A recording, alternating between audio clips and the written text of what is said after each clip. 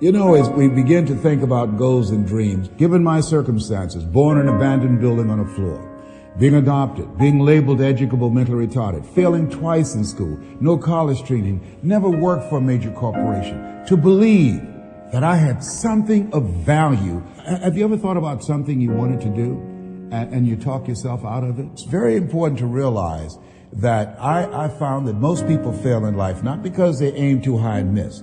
Most people fail in life because they did just like I did for so many years. They aimed too low and hit.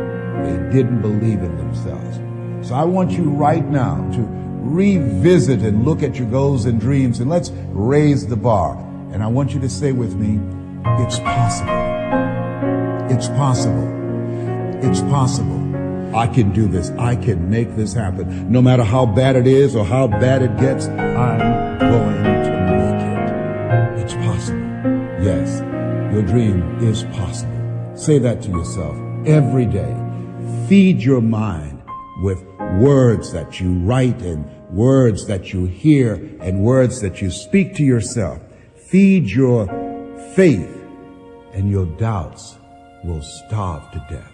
Say to yourself, it's possible. It's possible. It's possible. Even when you have no evidence to point to, say to yourself, it's possible. There's nothing as powerful as a made-up mind. It's a struggle sometimes to do that, especially when you have people around you telling you that it's not possible, that you can't do it. And they're constantly pointing out your failures of the past, constantly reminding you of all of the things that you don't have going for you. I'm reminded of the story of the two little boys that were playing on some ice during the winter. And as they got further out on this ice, one fell through the thin ice.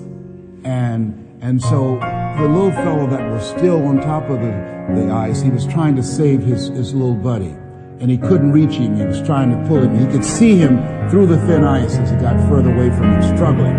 And he couldn't reach him, and he was trying to break the ice, and he couldn't do it. And he looked around, and he saw a tree in the distance, and he ran, and then he got up on the tree, and he pulled and broke down an enormous-sized branch, and came back and savagely began to beat that ice, and broke it, and miraculously, he saved his friend. And when the paramedics came, and they were able to revive this little boy, they were scratching their heads. They're trying to figure this out. Said, how could this little pruny fellow go up in a tree and break off a branch this size and then come back and beat and break the ice and save his friend? They thought it was just miraculous. It was baffling. And an old guy who was there said, I can tell you how he did it. And they said, how? How did he do it? And he said, there was no one here to tell him that he couldn't do it.